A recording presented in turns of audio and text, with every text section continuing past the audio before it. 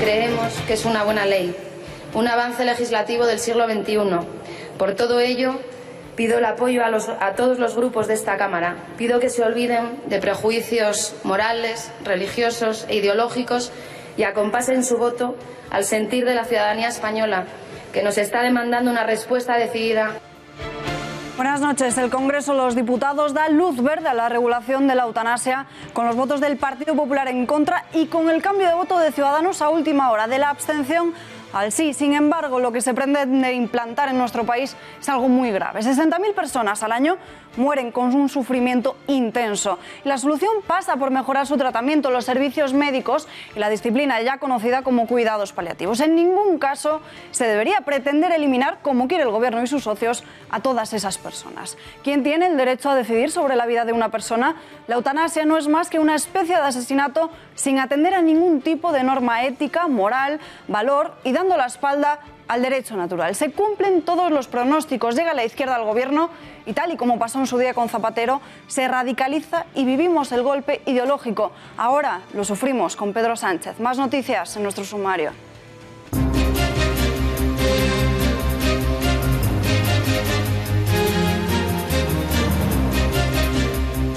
Pedro Sánchez ha confirmado desde Alemania, tras su reunión con la canciller alemana Angela Merkel, la voluntad de gobierno de acercar a los presos de ETA y acabar con la política penitenciaria de dispersión, tal y como desveló este lunes el lehendakari Iñigo Urkullu en la Moncloa, que inauguró la ronda de entrevistas del jefe del Ejecutivo con los presidentes autonómicos. Hoy Sánchez defiende que como ETA ya no existe, la realidad es distinta. De lo que yo le trasladé al gobierno de Euskadi, al lehendakari, y desde luego lo hice también en los medios de comunicación, en esto no me escondo, soy claro, es que el gobierno de España está dispuesto a revisar esa política penitenciaria. Cristina Cifuentes planta a la jueza. La expresidenta de la Comunidad de Madrid ha alegado fuertes migrañas para escaquearse de acudir a declarar en el juzgado de instrucción número 51 de Madrid. Era una comparecencia de las más esperadas y a las 9 de la mañana Cifuentes no ha podido explicarse sobre las irregularidades que pesan sobre su máster de la Universidad Rey Juan Carlos. La magistrada ha decidido enviar un médico forense al domicilio de esta para comprobar la veracidad de sus palabras. Está investigada por un delito de falsificación documental y otro de cohecho. La declaración se aplaza hasta el 23 de julio. Primer juicio en España por los bebés robados. Esta mañana Eduardo Vela, el doctor y exdirector de la clínica de San Ramón de Madrid, se ha sentado en el banquillo de la Audiencia Nacional para dar explicaciones sobre un supuesto delito de sustracción de un menor en 1969. También se enfrenta a otro de suposición de parto y falsedad en documento oficial. Inés Madrigal es la denunciante y una de esas supuestas niñas robadas. El doctor Vela podría enfrentarse a una condena de 11 años solicitada por la Fiscalía. Él lo niega todo. Que muchas miles de víctimas no han tenido ni es posible que no tengan, ¿no? Entonces, pues algo muy importante, muy trascendente, y siempre acordándome de mi madre, que gracias a ella pues he podido declarar hoy, ¿no?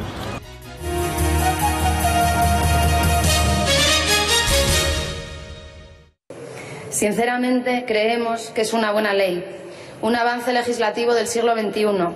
Por todo ello, pido el apoyo a todos los grupos de esta Cámara. Pido que se olviden de prejuicios morales, religiosos e ideológicos y acompasen su voto al sentir de la ciudadanía española, que nos está demandando una respuesta decidida sobre esta materia. Para mí, señora Lastra, de verdad es un día triste. Y se lo digo, además, con tristeza. Porque para mí hablar de eutanasia es hablar de fracaso profesional y social ante la enfermedad y ante la muerte.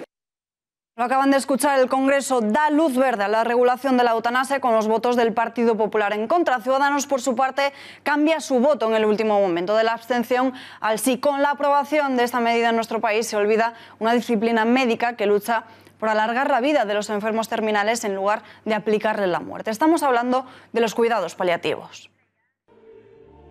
La legalización de la eutanasia no solo abre la puerta a que un tercero decida quitarle la vida a otro, sino que arrincona la alternativa que apuesta por mantener la vida de los pacientes, los cuidados paliativos. La presión por legalizar la eutanasia llega a confundir el problema del sufrimiento con la vida de la persona. Se debe matar el dolor y el sufrimiento, pero no a la persona con dolor y sufrimiento. Esta es la idea que vertebra los cuidados paliativos.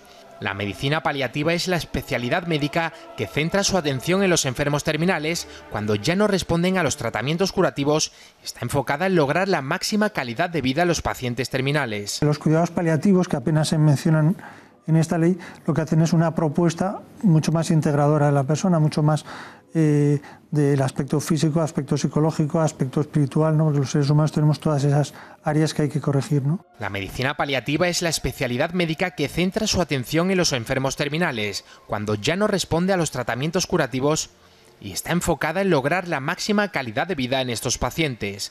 En España, aproximadamente la mitad de los enfermos mueren pronto o mueren mal, como consecuencia de aplicar sedaciones terminales cuando no están indicadas o por carecer de medios suficientes para que sean atendidos por especialistas en cuidados paliativos.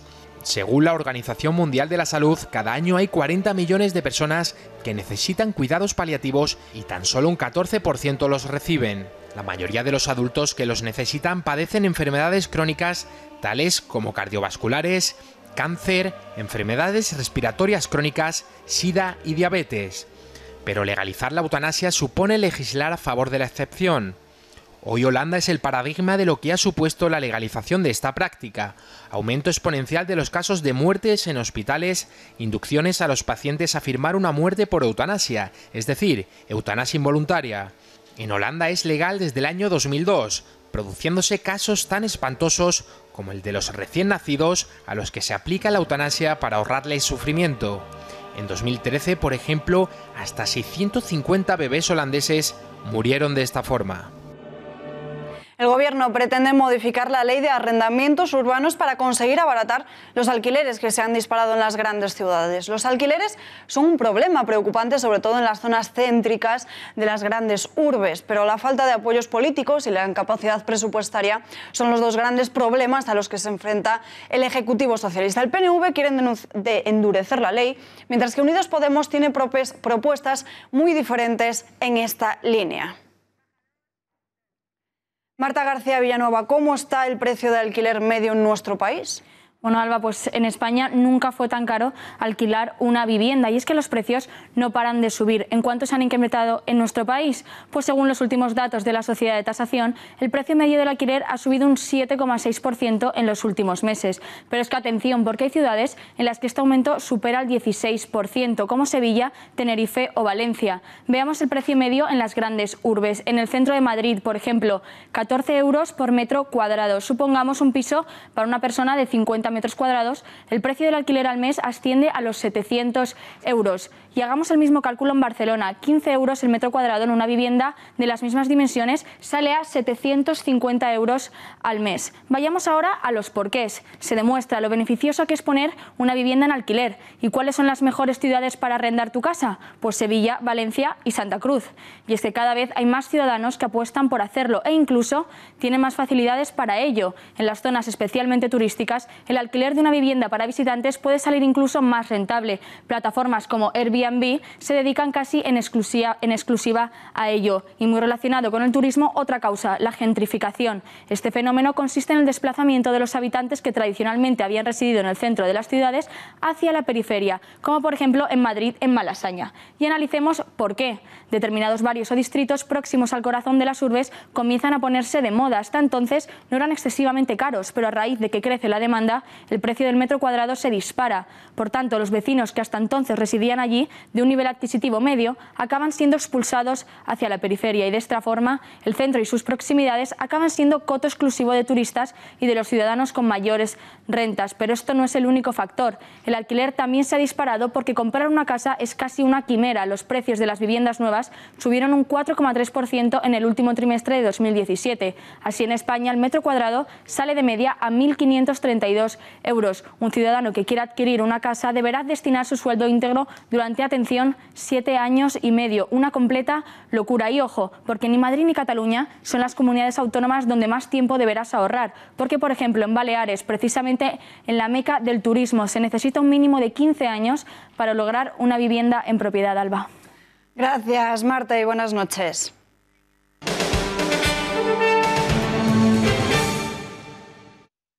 Los primeros datos de militantes del Partido Popular inscritos para participar en la elección del futuro presidente del partido apuntan a la misma falta de movilización. 869.000 afiliados es la cifra que la formación maneja en Génova, pero la realidad es que en este congreso solo participará un 7,4% de la militancia, es decir, 64.523 militantes. El problema es que no se han inscrito o no están al corriente de pago de su cuota. La tasa a pagar de 20 euros antes del lunes parece no haber dado una solución al problema. Como decimos, 869.000 afiliados, pero de cara a la primera votación el 5 de julio solo participará un 7,4% de la militancia. Y ya hemos conocido los afiliados que tendrán voz en esta cita. Vamos a ver algunas de las comunidades autónomas con más peso en el sistema electoral del Partido Popular. En la Comunidad Valenciana el dato es desalentador. Teóricamente tiene 150.000 afiliados y se han apuntado únicamente, aquí lo vemos, 8.800 personas, lo que supone el 5,9% del total de los militantes.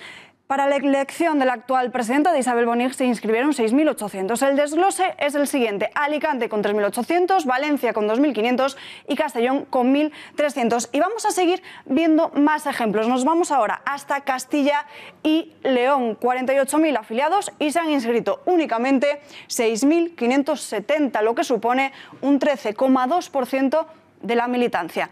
Cambiamos ahora y nos movemos hasta la capital, hasta la Comunidad de Madrid. El Partido Popular de la región prevé llegar a los 11.000 participantes, similar a los que votaron ya en su día en el Congreso Regional por Cristina Cifuentes hace un año. Pero es que en la región hay 94.000 afiliados y solo votarán un 11,6% del total. Y seguimos ya con el último caso, porque en Castilla-La Mancha, el feudo de la secretaria general popular, de María Dolores de Cospedal, el número de inscritos ha subido, según sus datos, en un 33%, con respecto al Congreso Regional, pero de los 50.000 militantes que se suponen censados, solo se han inscrito para votar, aquí lo ven, 4.300, un 8,6%, según los primeros datos ofrecidos por la organización. La mayoría de candidatos han criticado el proceso para elegir al próximo presidente. Tal es así que uno de ellos, como José Ramón García Hernández, ha presentado un escrito alegando que se violan los estatutos del PP. Piden ahora un afiliado un voto. Yo es lo que estoy practicando en este momento. Por tanto, es el momento de los militantes. Después vendrá el momento de los compromisarios. Yo creo que la situación es suficientemente grave a nivel de partido. Es decir, el que no quiera darse cuenta de que el número de inscritos para votar sea tan ridículamente bajo refleja una profunda desafección por parte de la militancia. He dicho a mi equipo que busquen la fórmula para facilitar la participación de la gente, porque además lo estoy viendo. Pues yo lo que quiero es eso, que la gente que está en plenitud de sus derechos como afiliado pueda participar y que el partido lo decidan los afiliados de base. Lo que propongo es que el Partido Popular sea un partido de afiliados, no de cuadros. ¿Por qué? Porque si tú al afiliado, y es metodológico, tiene que haber primarias para cada cargo y una limitación de mandatos. La propia Dirección Popular reconoce que de los 860.000 militantes que asegura tener, el 90% no estaba al corriente de pago cuando se convocó el Congreso Extraordinario en julio. De ahí la instrucción a todas las estructuras de la organización para establecer esa tarifa plana que decíamos antes de 20 euros. ¿Y cómo funciona el proceso electoral del partido? Pues el próximo 5 de julio se producirá la primera votación. En esa votación habrá dos urnas, una de ellas en la que votarán los afiliados y elegirán a su candidato favorito, y otra en la que los afiliados elegirán cuáles son sus compromisarios. En la segunda vuelta, como ya saben, deciden los compromisarios. ¿Cuál es el problema? Que se desconoce cuál es el sentido de voto de los compromisarios. Es por ello que ya los afiliados están exigiendo a los compromisarios conocer cuáles son sus tres primeros candidatos favoritos a suceder a Rajoy. Los compromisarios son los miembros de la Junta Directiva que eligen los propios afiliados ese mismo día 5 de julio. Habrá 6 compromisarios por cada provincia, a excepción de las Islas Baleares, Canarias, Ceuta y Melilla, que habrá 3. En el centro de la polémica, que los candidatos están pidiendo ahora mismo un afiliado, un voto. Es más, Tal y como denunciaba José Ramón García Hernández, en los estatutos del propio Partido Popular se establece que son los afiliados los que pueden elegir y deben a su presidente. Con este sistema, los compromisarios podrían alterar o cambiar totalmente la voluntad de los afiliados. Pablo Casado encabeza todas las listas de favoritos a presidir el Partido Popular. Tenemos los datos. La última encuesta de Demoscopia y Servicios para OK Diario así lo pone de manifiesto.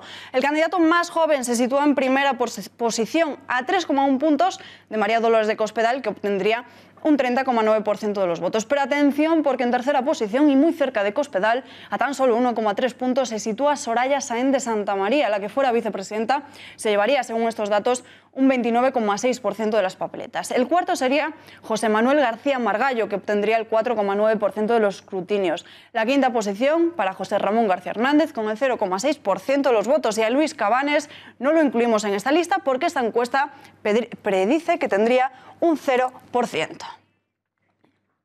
Bueno, la campaña a suceder a Mariano Rajoy al frente del Partido Popular ha comenzado en medio de la tensión y una especie de guerra pública por la gestión de la situación política en Cataluña y por quién ha sacado más pecho y quién ha hecho más por la corrupción. Pero también sus actos han dejado momentos divertidos como este que están viendo en sus pantallas. Es Soraya Sáenz de Santamaría con el exministro Íñigo Méndez de Vigo en una taberna bailando y cantando una canción italiana. Sucedió después de un acto en Melilla y el vídeo ya se ha hecho viral en las redes sociales. No es la primera vez que la que fuera vicepresidenta y ahora candidata a presidir el Partido Popular nos sorprende a todos con sus coreografías.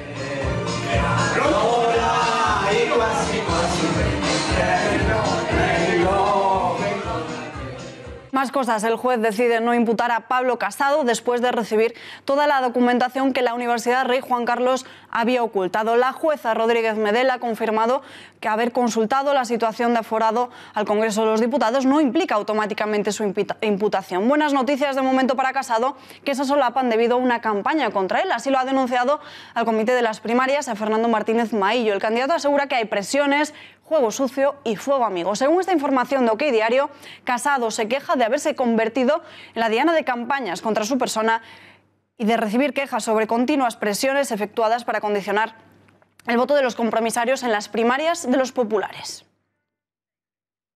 Hablamos de todo ello con Eduardo Inda, director de OK Diario. Le saludamos ya, Eduardo. Muy buenas noches. Muy buenas noches, don Eduardo. ¿Qué tal? Muy buenas noches desde OK Diario. Según vuestra información de hoy, Pablo Casado ha denunciado presiones y juego sucio. Está expuesto al fuego amigo, es decir, que los ataques vendrían de sus adversarios y candidatos a presidir el Partido Popular. Bueno, eso dice el señor Casado y bueno, al final el que parte y reparte se lleva siempre la mejor parte. Y en el Partido Popular y en cualquier partido quien maneja el aparato pues a la hora de unas votaciones internas siempre tiene más ventaja y normalmente el juego no suele ser muy limpio. Eso es lo que le dice y habrá que ver qué ocurre en los próximos días, es decir, y sobre todo qué ocurre una vez que se produzca el filtro y se llega al Congreso donde hay que 2.500 compromisarios y de ellos 500 son natos y ahí pues puede haber cierta perversión de lo que son las votaciones y el libre discurrir del Congreso. En el centro de la polémica se encuentran también los compromisarios, el número de afiliados que van a votar en el 5 de julio, solo un 7,4%. Hay candidatos que abogan por un afiliado, un voto. Pero ¿a quién beneficia realmente este sistema de votación? ¿Podríamos ver en medio de la campaña un cambio del sistema?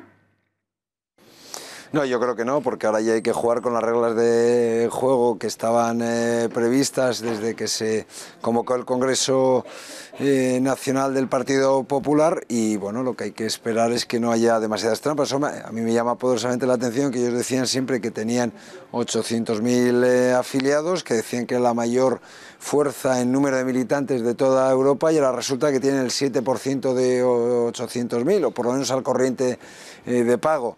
Por tanto, pues estamos hablando de una cifra de 60.000, 70.000 personas que es muy exigua en relación con lo que se dijo siempre. Es decir, al final, si tenían 800.000 militantes, solo van a votar 60.000 y eso pues es una anomalía. Es decir, o tenían 800.000 o tienen 60.000, no sé, es todo la verdad que un pequeño gran lío. Las quejas de Casado al comité se refieren a presiones en toda regla lanzadas por cargos superiores para condicionar el sentido de votos de los compromisarios. ¿Podrían los compromisarios cambiar totalmente el resultado final en comparación con la decisión de todos los afiliados del partido? Evidentemente, es decir, puede darse un resultado que suponga, por ejemplo, que gane Pablo Casado en la primera fase, la fase de los militantes, y que luego pierda en la del Congreso con los compromisarios, ¿no? Y eso pues va a ser un lío con toda seguridad si así se produce, ¿no? Y luego lo que sí yo puedo afirmar y afirmo es que hay mucha gente que está recordando a militantes que tienen derecho a voto que sepan quién les ha puesto en el cargo institucional en el que están, quién les ha hecho cargo de confianza del político tal, del político cual, y eso se está haciendo ver a la hora de intentar dirigir el voto a un lado o a otro, y eso pues no es de mucha normalidad democrática, pero insisto, pucherazos hay en todos los partidos. En Podemos los pucherazos están a la orden del día, en el Partido Socialista pues también hay quejas cada vez que hay una votación de este tipo de mangoneo, por tanto, en fin, eso debe ser una práctica más que nada made in Spain. También hemos conocido el sondeo de Demoscopia para OK Diario, que muestra como claros favoritos a Pablo Casado y a María Dolores de Cospedal. Si son estos dos los que pasan a la primera vuelta, veríamos a Margallo, a José Ramón García Hernández, integrándose con alguno de los dos que salgan ese día 5 de julio. Lo decimos porque tiene un perfil muy similar José Ramón García Hernández al de Casado. Vamos a ver, Casado tiene una ventaja significativa, yo creo que va a ganar esta primera vuelta, yo creo que la segunda muy probablemente sea María Dolores de Cospedal, que además maneja el partido, es la secretaria general y maneja el aparato, y yo creo que si pasan al Congreso, yo no descarto que al Congreso pues no se llegue a votar y se llegue con una candidatura de unidad en la cual pues María Dolores de Cospedal juega un rol y el señor Casado otro. Sí, quien fuera segunda fuera la señora Sáenz de Santa María, veo más difícil esa unión con Casado, y desde luego si pasasen a la siguiente vuelta, a la segunda vuelta, la señora Cospedal y la señora Sáenz de Santa María, las posibilidades de que lleguen unidas al Congreso o de que salgan unidas del Congreso son iguales a cero, entre cero y ninguna posibilidades. Por tanto, pues en fin, para que no haya cisma, yo espero, confío y deseo que al menos uno de los que pase a la ronda final, a la segunda vuelta, sea Pablo Casado. Eduardo Inda, desde OK Diario, gracias y buenas noches. Muchas gracias y muy buenas noches desde OK Diario.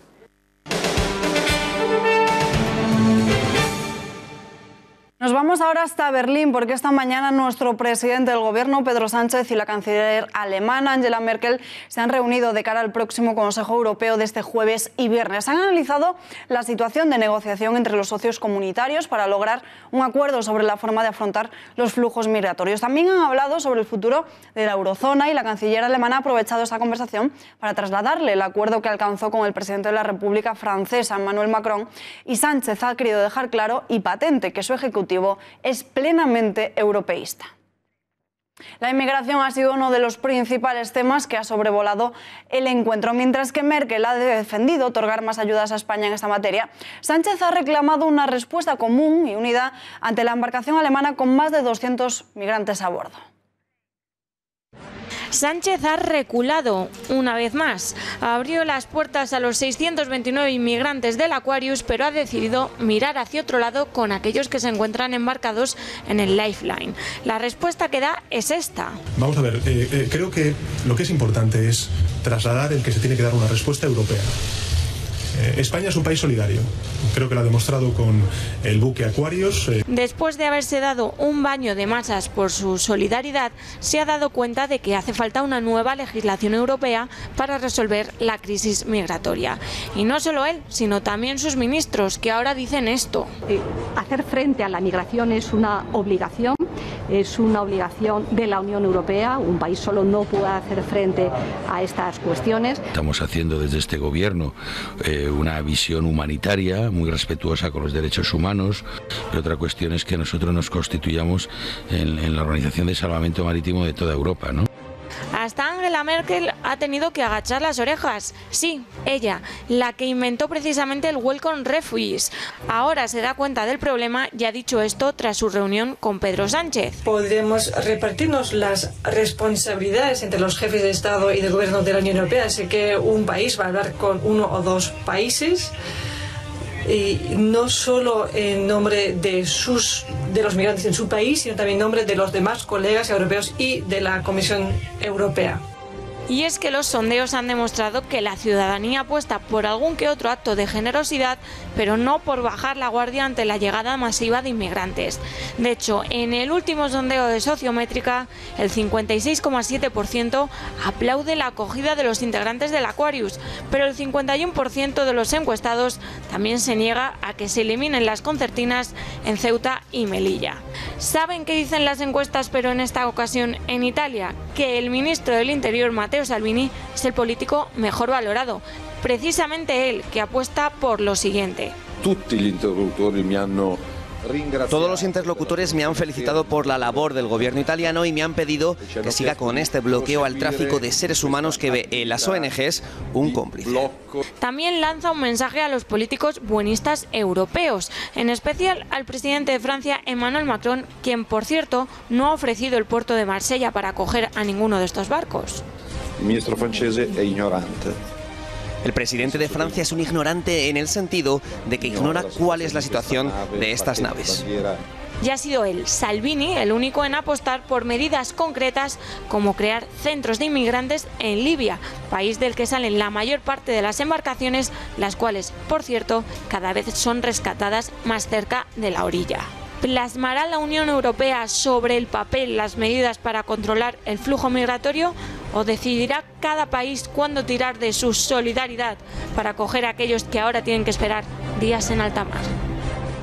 Y en esa rueda de prensa posterior a la reunión, Pedro Sánchez ha reconocido públicamente su intención de acercar a los presos etarras a las cárceles vascas. El presidente asegura que como la banda ya se ha disuelto, la realidad es diferente y que por ello hay que modificar la política penitenciaria. La política penitenciaria tiene que ser revisada. Tiene que ser revisada. Tenemos que aproximarnos de otra manera a una realidad que ya es completamente distinta y que ha cambiado hace un mes. Y en ese sentido, lo que yo le trasladé al gobierno de Euskadi, al Lehendakari, y desde luego lo hice también en los medios de comunicación, en esto no me escondo, soy claro, es que el gobierno de España está dispuesto a revisar esa política penitenciaria. Un anuncio más que polémico y que ha suscitado reacciones de todo tipo. Alfonso Alonso, líder del Partido Popular en el País Vasco, ha criticado las intenciones del gobierno socialista. Alonso le advierte de que siembra vientos al abrirse estas negociaciones y que las consecuencias llegarán más adelante. La política penitenciaria no puede ser objeto de negociación entre el gobierno de España y un gobierno autonómico, y no puede ser objeto de transacción y negociación entre el gobierno de España y un partido nacionalista. Se abre ahí una expectativa que relaja todas las exigencias para los presos de la organización terrorista ETA, a los que ya no se quiere exigir que repudien su pertenencia a ETA y su pasado y que colaboren con la justicia para esclarecer los casi 400 crímenes que están sin resolver. El anuncio de Sánchez de acercar al País Vasco a los terroristas de ETA en cárceles de otros puntos de España recuerda que en la actualidad hay 231 etarras en prisiones alejadas de sus lugares de origen. Javier Torres, ¿en qué cárceles están los terroristas? Buenas noches, Salva. Bueno, pues solo 2 miembros de la banda terrorista se encuentran encarcelados en la región vasca. Es el caso de Aitzo Gogorza, en Basauri, Vizcaya, y Jesús María Martín, en Anclares de la Oca, en Álava. El grueso de los presos que permanecen en España se encuentran en Andalucía, territorio que acoge a un total de 87 etarras. La cárcel de Albolote, en Granada, tiene a 13 y la de Botafuego, en Algeciras, tiene a 11 terroristas. La segunda autonomía que más miembros de la banda tiene encarcelados es la Comunidad Valenciana, con 48. Seguida también de Galicia, con 22 terroristas de ETA. Murcia, con la prisión de Murcia II, como sucede en Algeciras, tiene también a 13 terroristas entre rejas. De media, los reclusos están a 709 kilómetros del País Vasco, hecho que ha sido denunciado en repetidas ocasiones por Etxerat, que Etxerat, como saben, es esa asociación de familiares y amigos de los terroristas vascos. En la actualidad, subraya la red de reclusos, hay otros 20 etarras con enfermedades graves que permanecen entre rejas. El año que arrancó la democracia, en 1978, en las cárceles españolas había 103 terroristas de ETA encarcelados. Aquí lo estamos viendo. En el año 2008, 762. Y en el año 2013, ya con Mariano Rajoy en el gobierno, 527. Progresivamente fue descendiendo este número. Año 2015, 427 etarras. Año 2016, 350. Y este año, como hemos apuntado al principio, Alba, 231 presos de ETA hay en todas las cárceles españolas. Gracias, Javier. Ya conocemos los datos, pero vamos a desvelar ahora la opinión. Las cámaras de informativo han salido a las calles para saber qué opinan los ciudadanos. ¿Están de acuerdo con acercar a los presos a las cárceles vascas? Esta ha sido su respuesta. No, no estoy de acuerdo. No me parece, porque yo creo que debería de consultar primero con todos los españoles, ¿no? Creo que es un poco radical lo que está sucediendo en España ahora mismo. Porque han hecho demasiado daño, tienen que pagarlo y no en su casa, ¿no? Cuando has cumplido cierta condena y demás, que entiendo que en este caso el nuevo presidente quiere acercar a los etarras al País Vasco. En este caso no estoy de acuerdo, pero bueno, es una decisión que hay que acatarla como marca el juego democrático. La ETA se ha disuelto, ya no hay ninguna razón para mantener a los presos alejados de las familias. Al final es castigar a las familias más que a los presos. No puedo decir que sea una medida adecuada, la verdad. Que pregunten a las familias de la gente que han matado a la gente de ETA, a ver qué les parece. Hablamos del acercamiento de los presos etarras con el vicepresidente de la Asociación Dignidad y Justicia, Víctor Valentín Cotobal. Le saludamos ya. Señor Cotobal, muy buenas noches. Hola, muy buenas noches, Alba. Antes de nada, ¿cómo calificaría esta decisión anunciada hoy por Pedro Sánchez? Pues muy lamentable y muy triste. Y más después de la reunión que tuvo el ministro del Interior con todas las asociaciones de víctimas, en las cuales aseguró y nos trasladó a todos que el acercamiento de presos, que era una hoja de ruta de su gobierno, se iba a realizar de manera individualizada, totalmente legal y con estricta transparencia. Entonces ahora este anuncio, y más hecho fuera de España, pues ha sentado muy mal no solo a Dignidad y Justicia, sino a todo el colectivo de víctimas. ¿Qué cree que hay detrás de este acercamiento? Pues yo creo que lo fácil y predecible es decir que es una concesión al PNV, porque el otro día fue la reunión y rápido se ha apresurado a hacer este comunicado, pero yo creo que debe de haber algo más. No puede ser tan fácil que un gobierno autonómico solicite al presidente de España algo tan importante como es el acercamiento de terroristas sin cumplir la ley y ya se cumpla. Yo creo que debe dar algo más. También hay que decir que la vía Nanclares siempre ha sido rechazada por los terroristas. Ellos siempre han pretendido estar a menos de 250 kilómetros del domicilio de cada terrorista en una cárcel del País Vasco. Entonces, yo creo que esta decisión a las víctimas no les agrada y no sé yo si tampoco a los terroristas. Una de las declaraciones de Sánchez se basa en que dice que hay que normalizar la convivencia en el País Vasco. ¿A qué se refiere exactamente? Pues yo creo que nadie quiere convivir con asesinos y con terroristas que no se han arrepentido, que no han pedido perdón a las víctimas y sobre todo que no han colaborado con la justicia para esclarecer los 379 casos de ETA que están sin resolver. Y si lo que pretende el presidente del gobierno es que todos los asesinos que siguen con esa conciencia terrorista estén en el País Vasco conviviendo, son ellos los que se tienen que adaptar a la convivencia. Son ellos los que dejaron un día la vía del Estado de Derecho, la vía democrática, para coger un arma y asesinar a más de 850 personas con sus familias y sus seres queridos que hoy día les están llorando. ¿Comparte la opinión de Sánchez de que ETA ya no existe y que por eso la realidad es diferente? ETA lo único que ha hecho, al estar muy débil, lo que hizo fue adaptarse a sus circunstancias y era desaparecer, pero de una manera, no digamos desaparecer, sino ha mutado. El terrorismo de ETA ha mutado y lo vemos día a día. El caso de Alsasua no es algo aislado. De hecho, la Fiscalía lo calificó como terrorismo de baja intensidad. A día de hoy sigue habiendo terrorismo. Lo más triste es que vamos a ver cómo salen todos los presos terroristas con sus correspondientes recibimientos. Es decir, no solo el acercamiento de terroristas, la progresión en grado, sino también esos recibimientos que tanto dolor y tanto menoscaban la integridad y la dignidad de las víctimas del terrorismo. Señor Cotobal, gracias y buenas noches. Muy buenas noches y muchas gracias.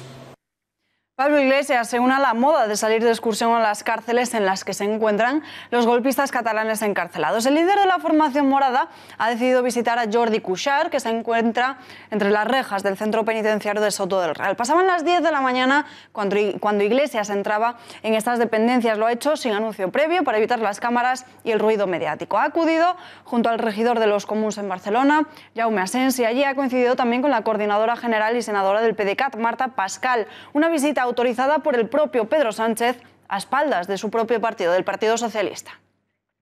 Sucede después de que ayer Pablo Iglesias se reuniese con el presidente de la Generalitat, de Quim Torra, e intercambiasen posturas sobre la situación de los encarcelados. El de las filas moradas defiende que deberían salir inmediatamente de prisión. Lo primero que quiero decir es que no deberían estar en la cárcel y creo que la excepcionalidad hay que dejarla atrás y que el conflicto con Cataluña se tiene que resolver por mecanismos democráticos y el diálogo debe ser el vehículo que organice, digamos, cómo se afronta este conflicto.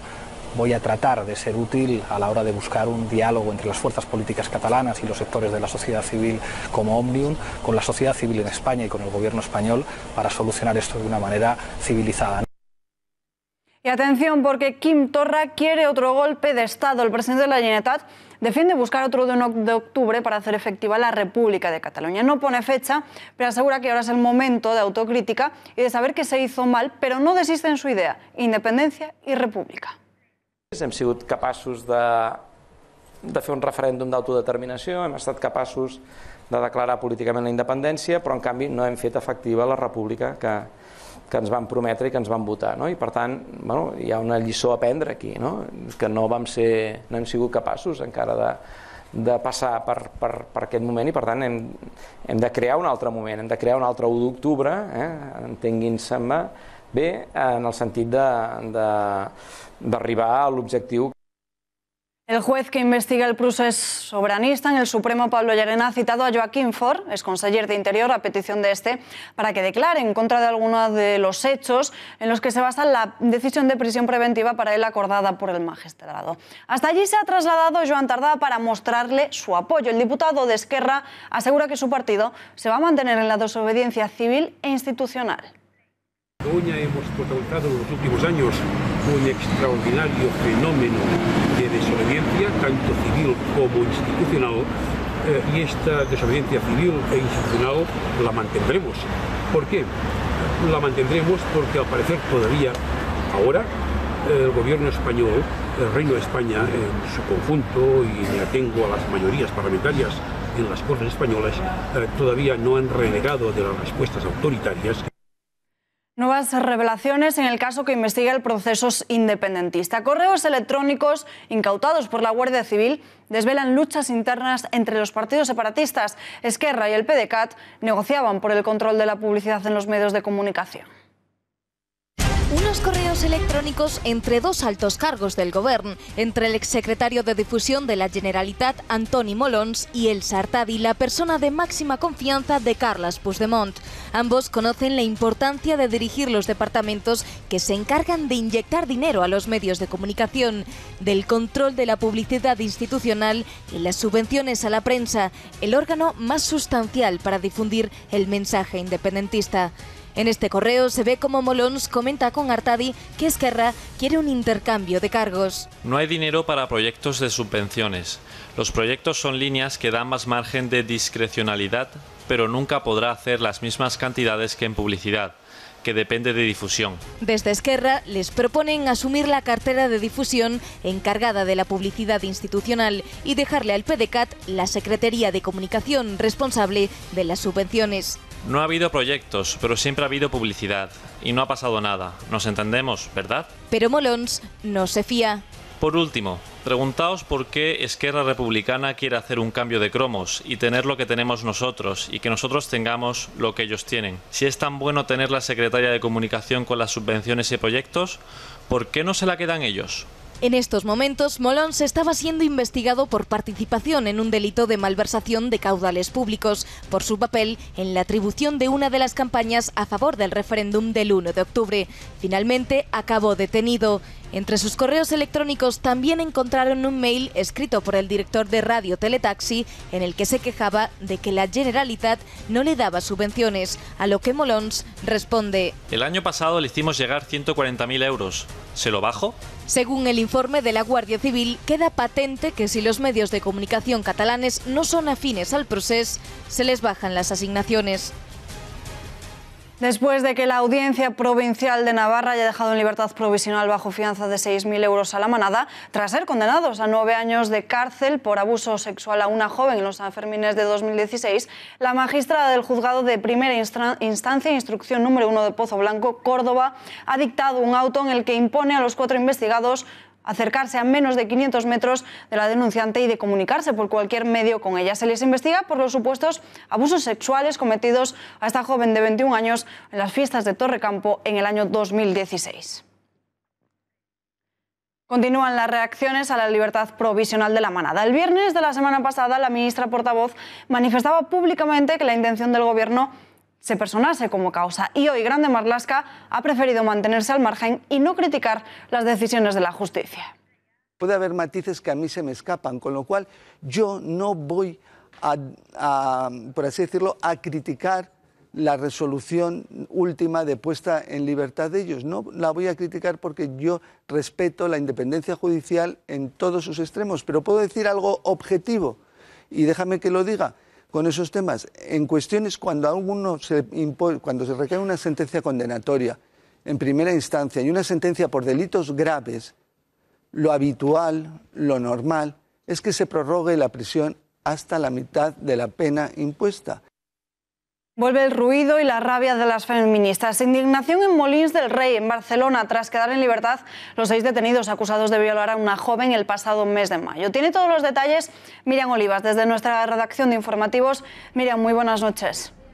Buenas noches, Salva. Nueva decisión judicial polémica que ha causado la indignación popular. Estamos hablando de la conocida como la Manada de Barcelona. Los 6 acusados por una violación múltiple han sido puestos en libertad provisional, 4 de ellos en libertad con cargos y otros 2 están siendo investigados. Los hechos sucedieron el pasado 19 de mayo, cuando la chica salía de una discoteca de Molins del Rey. Los acusados no superan la edad de 23 años. Según la versión de la chica, la metieron en un maletero y la violaron. Y ella, para defenderse, le dio un mordisco en el cuello a uno de los acusados, algo que, según el portavoz sindical de los Mossos de Escuadra, podría esclarecer mucho los hechos. Identificar a los posibles agresores, pues por toda la serie de pruebas que puedan trascender, es un hecho importante. Según la versión de ella, también la dejaron abandonada en la estación de trenes de Sant Boi y la encontró una vecina que la vio desorientada, angustiada y con la ropa desgarrada. Estaba desorientada, que la habían tirado con un coche y la habían dejado allí, que pretendía llegar a su pueblo pero no sabía cómo. El informe del hospital no deja dudas y, según la chica sí sufrió esta violación múltiple. Es por eso que el Ayuntamiento de Molins está pensando presenciarse como acusación popular. Miriam, gracias y buenas noches. Buenas noches. Abrimos página internacional. Se cae un tópico. El colectivo del Europarlamento ALDE, del que forma parte Ciudadanos, ha dado una charla sobre las noticias falsas en Europa que llevan 5 siglos difundiéndose. Se tira por tierra la leyenda negra española. Un estudio genético ha demostrado que los españoles no violaban sistemáticamente en Holanda, y es que, según este informe, ni siquiera un 1% de los autóctonos de piel oscura o pelo oscuro desciende de españoles. Para conocer más sobre esta iniciativa contra las mentiras y bulos antiespañoles, hablamos ya con Teresa Jiménez, eurodiputada del Grupo ALDE. Señora Jiménez, muy buenas noches. Hola, buenas noches. Encantada de estar aquí. Gracias. Hoy han tumbado uno de los argumentos de la leyenda negra. ¿Realmente arrasaban y violaban los tercios españoles allá por donde iban? Bueno, hemos tenido un evento maravilloso, muy bueno, con Elvira Roca Barea y Pedro Insua y Martin Lamarchau, que es un genetista belga que, bueno, pues ha puesto su grano de arena también en desmontar esa leyenda negra que todos conocemos. ¿Pero realmente los tercios eran violadores que pinta la leyenda negra? Bueno, eso ha sido muy interesante, porque mientras Elvira estaba explicando que solamente un porcentaje muy pequeño de los tercios de Flandes eran de soldados españoles. A la vez pues teníamos a este genetista belga que estaba diciendo que él no había encontrado rastro hispano en el pool genético de los belgas. Claro, no me extraña, teniendo en cuenta que había pocos españoles violando en aquella época, sino que muchos de los soldados pues eran, precisamente, muchos eran belgas. O sea que era, en fin, como ha bromeado uno de los asistentes, se violaban entre ellos.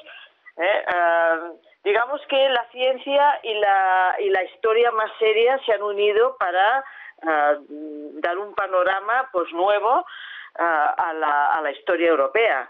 Yo pienso que si queremos construir una Europa con bases sólidas, tenemos que luchar por tener una historia defendida desde el punto de vista de la evidencia, de la ciencia, de los documentos, porque si no, no vamos a construir una Europa para todos, no vamos a construir una Europa sólida. La mejor manera es esta, de hacerlo. No cabe duda que aún hay muchos prejuicios entre los países que estamos formando parte de la Unión Europea, pero este tipo de eventos hace que se den pasos en una buena dirección. Efectivamente, señora Jiménez, pero ¿cree que históricamente los gobiernos y políticos españoles han hecho lo suficiente para combatir todas estas patrañas? Bueno, a mí me parece que no.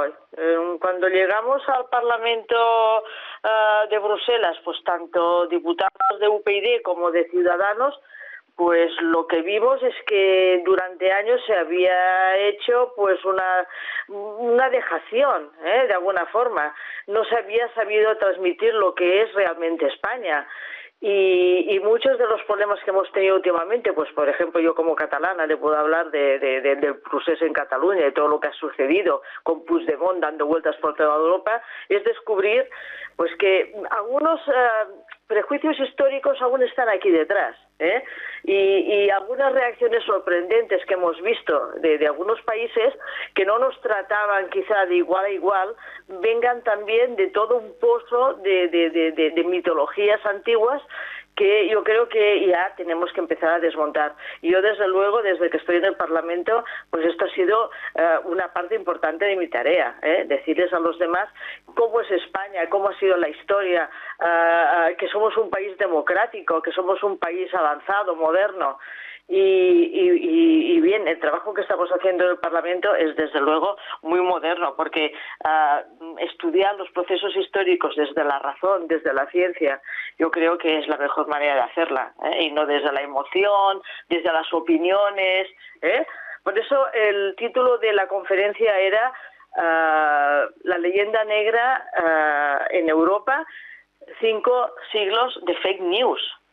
Yo creo que era un título muy acertado. Pues Teresa Jiménez, muchísimas gracias por atender a nuestra llamada y buenas noches. Muchas gracias a vosotros por llamarme.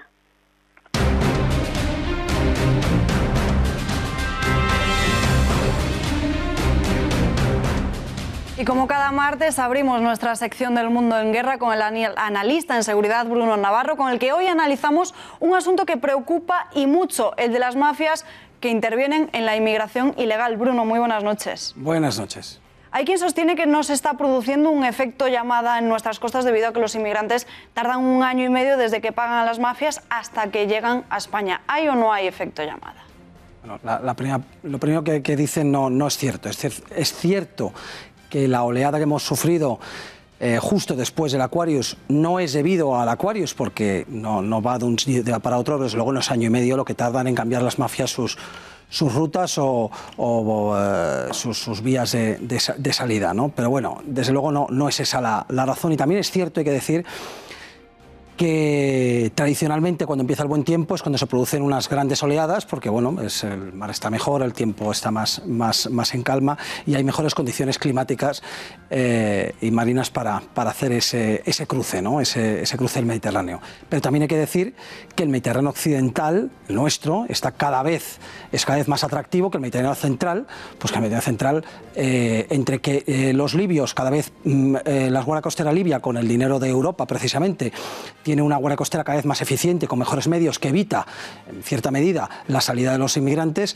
y que Italia está diciendo no a esa entrada masiva, y no solamente no a esa entrada masiva, sino que está atacando ese contubernio entre ONGs y mafias, al final se va derivando y se irá derivando cada vez más hacia nuestras costas. España ha tenido el año 2017 un 124% más de aumento de presión migratoria, y es posible, en 2018 llevamos en este semestre más del doble de lo que llevamos a estas alturas del año pasado, con lo cual solo va a ir a peor, y claro que hay un efecto llamada, no es tan inmediato, no hay que decir que, pero desde luego que lo hay. ¿Cuál es el papel de las ONGs que traen a los inmigrantes desde los barcos que navegan a la deriva y que son fletados por las mafias? ¿Beneficia a las mafias acoger migrantes? Sí les beneficia. Hay que decir que las ONGs que participan en estas operaciones de rescate no actúan delictivamente en el sentido de que se quieran lucrar de ello, ni mucho menos, ¿no? Actúan con caridad y solidaridad malentendidas, con buenismo suicida, pero estas son las razones que les asisten. ¿Cuál es el problema? Que al final las mafias se adaptan a las operaciones de las ONGs que funcionan como relojes y dicen, bueno, pues si nos los van a recoger, cada vez se han ido acercando las ONGs más a la costa libia, por ejemplo, y entonces, que es el caso más sintomático, y al final prácticamente...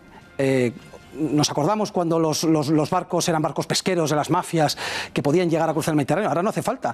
Coge unas chalupas que no duran nada y a unas escasas millas de la costa es cuando llegan las ONGs y recogen. Prácticamente les están recogiendo en la playa o en el puerto, o sea, un poquito más y les estarían recogiendo en el puerto. Luego prácticamente es un transporte de pasajeros. Es más, en muchos casos hay comunicación entre mafias y ONGs para pasarse información, ya digo, las ONGs no con ámbito lucrativo, pero al final con ese objeto de salvar vidas, pues avisan a las mafias les avisan, etcétera, etcétera.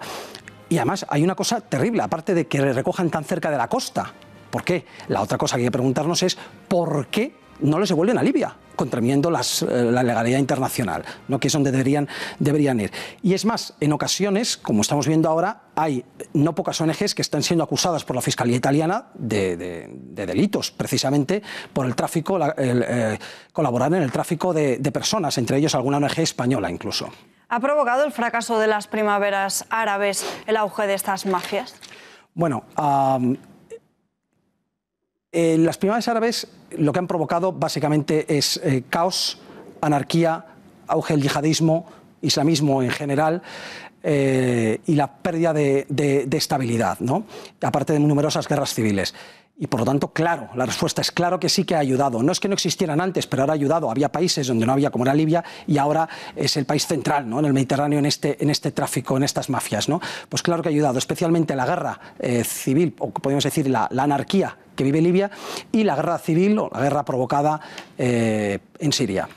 ¿Y quién tiene mayor culpa en la inmigración ilegal, la Unión Europea o los países desde los que parten los inmigrantes? Y también, ¿cuáles son los países favoritos de los inmigrantes? Vale, los países de donde parten los inmigrantes, la mayoría de los inmigrantes que salen de esos países no son de esos países, ¿vale? Se están arremolinando desde todo el mundo en esos países donde van a cruzar, ¿no? Entonces, es normal pensar desde el punto de vista del país receptor, o el país del que salen esos inmigrantes, que ellos lo que quieren es hacerse cuanto antes y tampoco van a hacer muchos miramientos. Por lo tanto, mayor culpa tenemos nosotros, Europa, que no mira por nuestros intereses diciendo, bueno, si ellos no hacen el trabajo, vamos a hacerlo nosotros por ellos o vamos a hacer por lo menos nuestra parte, ¿no? Y en lo que decías de los países receptores, el primero con gran diferencia es Alemania, muchísima diferencia, después vendría Francia, muy lejos, y un poco más lejos vendrían tres países muy cercanos, Reino Unido, el primero es Alemania, el segundo es Reino Unido, y después vendrían Francia, España e Italia. Somos el cuarto, lo cual no es nada bueno, yo creo. Pues Bruno, muchas gracias por estar aquí con nosotros y buenas noches. Buenas noches. A nosotros se nos ha acabado el tiempo, nos despedimos ya, pero volvemos mañana a las 8:30 con más información. Mientras tanto, les dejamos con el tiempo, tiempos modernos y el gato al agua. Que tengan una buena noche. Hasta mañana.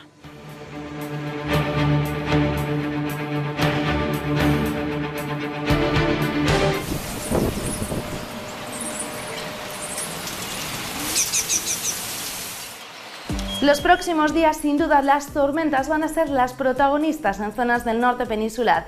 Tenemos una depresión aislada en niveles altos, una dana que va a complicar el tiempo durante los próximos días, especialmente en áreas del norte de la península. Y es que la tenemos situada hacia el noroeste peninsular e irá desplazándose hacia el sur en las próximas jornadas. Así pues, tenemos varias zonas de inestabilidad, hoy ya tendremos algunas tormentas y este martes, sobre todo, la mayor probabilidad de que se desarrollen esas tormentas la vamos a tener en zonas del sistema ibérico y también del nordeste de Castilla y León y La Rioja. Para la jornada del jueves volveremos a tener tormentas, repetiremos en estos sitios, pero además se van a producir también en zonas del norte de Castilla y León y del noroeste peninsular. El viernes también tenemos alta probabilidad de tormentas en zonas del norte de la península. Así pues, de momento durante este miércoles ya tenemos avisos amarillos por esas fuertes tormentas en provincias como Burgos, Soria, La Rioja o Aragón. Además, allí tenemos aviso amarillo por esas intensas precipitaciones que pueden acumular importantes cantidades de precipitación. Hará calor además en estas zonas, por lo tanto veremos muchas nubes de evolución crecer durante el día. No sumaremos demasiados milímetros de lluvia en las próximas jornadas, pero sí que esperamos que se acumulen algunas cantidades en zonas de Castilla y León, especialmente por la tarde en puntos del sistema ibérico, y de cara a las próximas jornadas acumularemos esos milímetros de lluvias en zonas del norte peninsular.